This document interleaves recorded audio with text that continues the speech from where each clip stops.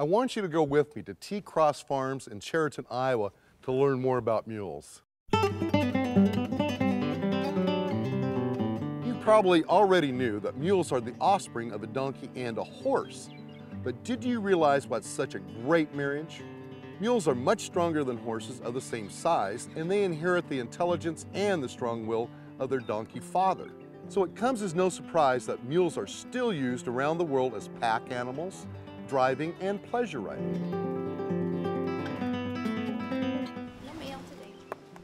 We call our place T-Cross Farm.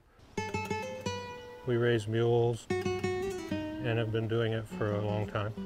Any kind of a horse that you can come up with, you can have a mule from that horse.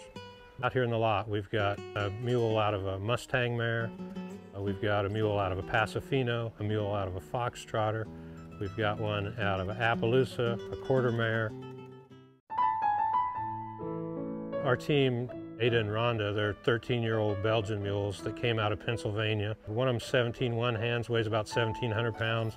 The other one's 16.3, and she probably weighs 1,600.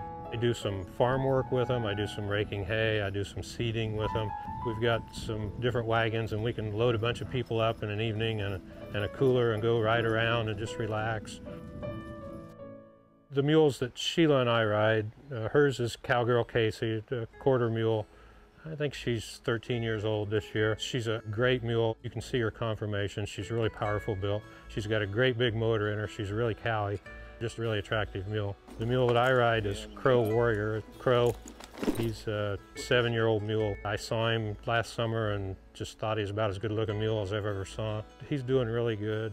I used to ride with people on horses and they'd go, "Oh, your mule, it's funny, it's got big ears," you know. And then after they ride with you a while, you know, the first thing you know, you run into them and they're riding mules. And you go, what are you doing? And they said, "Well, you know, we just decided that this is a better way to go."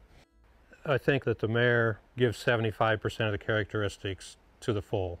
So if you think about a mule, it would be 75% horse, 25% donkey. The characteristics they get from the donkey is they get the brains. The donkey's very smart. The mule, I believe, is smarter than either parent. They get the ears, which we love. A little smaller feet, a little different conformation, because a donkey is built a lot different than a horse.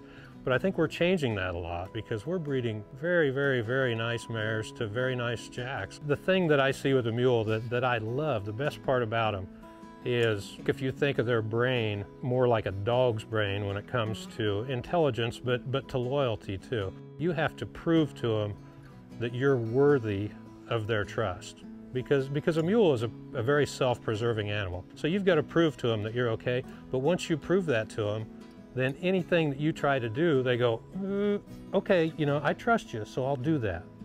It's nice to have really nice mules when a huge part of the population thinks of a mule as a little fuzzy thing that is stubborn. And then to see them do all these things that we can do. And it's anything. Anything you want to do on a horse, you can do on a mule. It kind of makes you feel good when you're riding down the road and somebody drives by and yells out the window, "Nice ass." And it's a compliment.